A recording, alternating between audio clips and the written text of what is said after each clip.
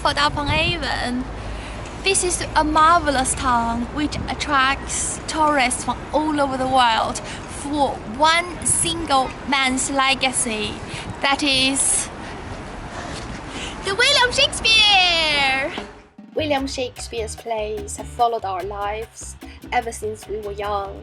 From time to time, we hear from the news headlines that a Hollywood version of one of his famous plays makes a great box office success upon every continent. Many of his famous lines, such as "to be or not to be," or "a fool thinks himself to be wise, but a wise man knows himself to be a fool," appear everywhere, from the lyrics of the pop music to the commercials of the exclusive vehicles.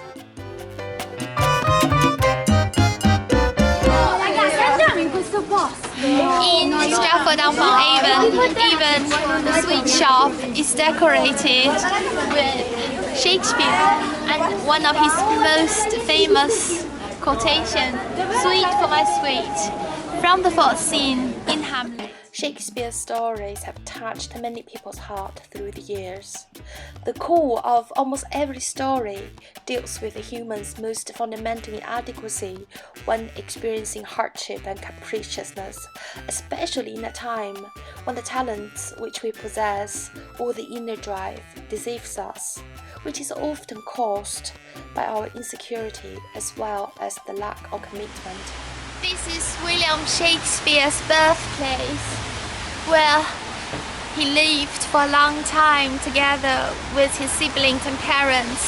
For a short while, when he got married at the age of 18, and he lived here for a short while together with his newly wedded wife, Anne Hathaway.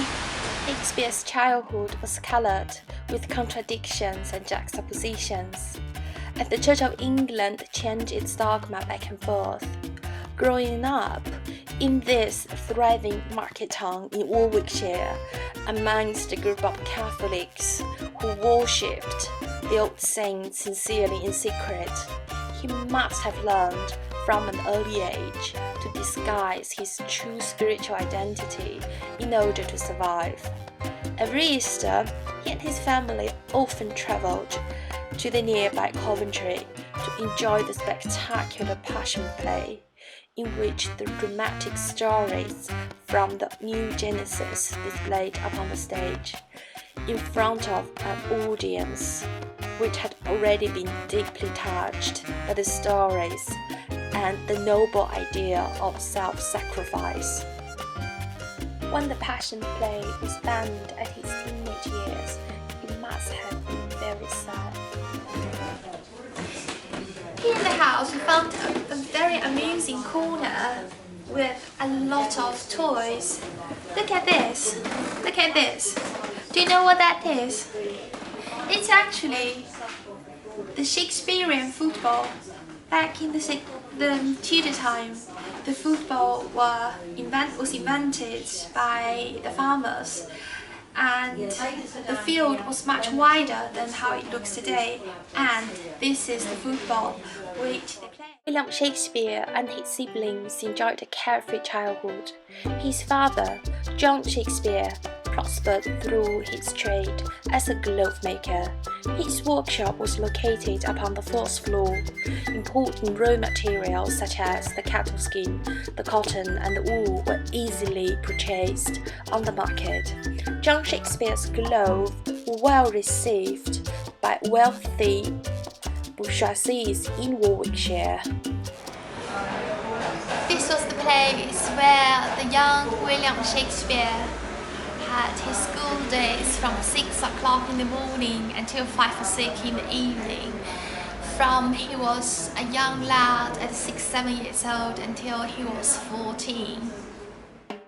As a child, William Shakespeare enjoyed reading the Roman scholar Ovid's poetries, in which the passionate stories from the Roman mythologies occupied his vivid imaginations. The school must be a very strict place in its time. Corporal punishment was not only accepted, it was somehow venerated by the parents, who had high hopes for their offspring. The master took the reverent position in the classroom. At the same time, he also had monopoly to interpret the contents of each script. This is the public library of Stratford-Upon-Avon. Look, how quaint is it? I would like to go in for like a whole week just to read Shakespeare's plays. Like many tourist magnets, Stratford-Upon-Avon offers various different activities for everyone, regardless if you are a bookworm or a gourmand. Hello? Is it me you're looking for? Or hello? Is it beer you're looking for? There's so many cozy taverns upon the old part of Stratford-Upon-Avon which are decorated with summer flowers. Many visitors travel a long way to enjoy the medieval architecture and to experience the surrounding landscape, which was once enjoyed by William Shakespeare and his family. Others simply want to encourage their young children to pay closer attention to the history of Great Britain. Exchange students from all over the world came to this town to listen to the dialectal expressions which appear in its plays. Susanna and her husband lived in one of the biggest houses in Stratford-Upon-Avon on the upper 16th century here in Stratford-Upon-Avon, and their garden today is just as wonderful to visit as the house itself. Visiting an old house, which was constructed 500 years ago, is by all means a fantastic experience. And here in the kitchen we find a rather funny arrangement. Just look at this. This is actually big enough to barbecue a whole pig or a sheep.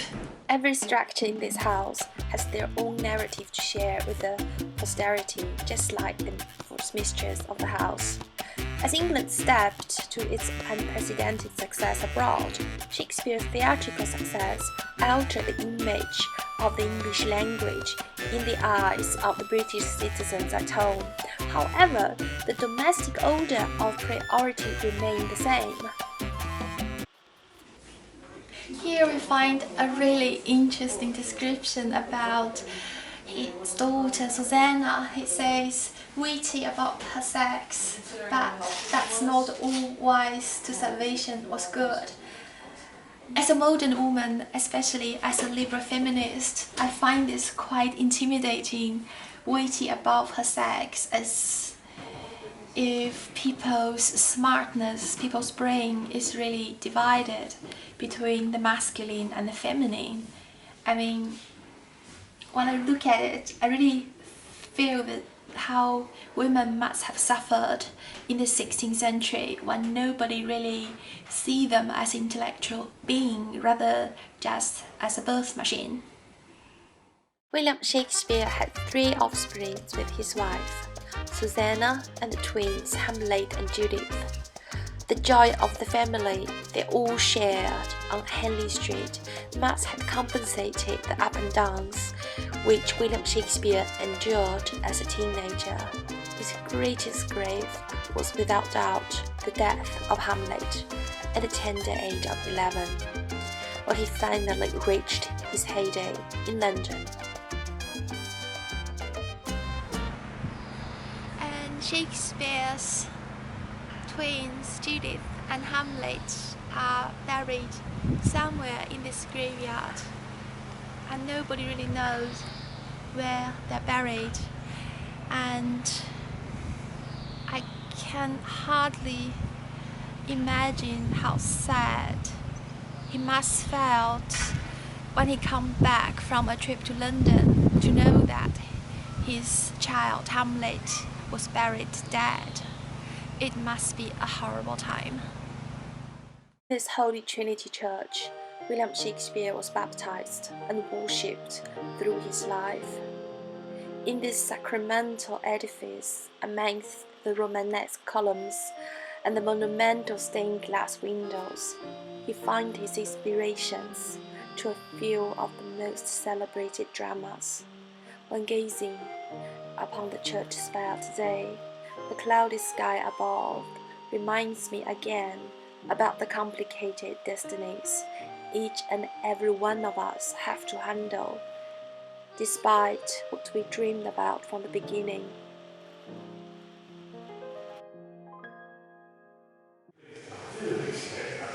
Here are the graves of the great William Shakespeare and his wife Anne Hathaway, and what surround them are the beautiful medieval stained glasses, all of which really describe the kind of childhood fairy tales which accompanied them here in Stratford-Upon-Avon.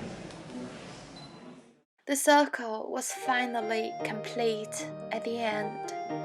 In this elegant Romanesque chancel, William Shakespeare was again reunited with his loved ones. As the sunshine radiates through the stained glasses, the light transforms the chancel to a surreal paradise instantly.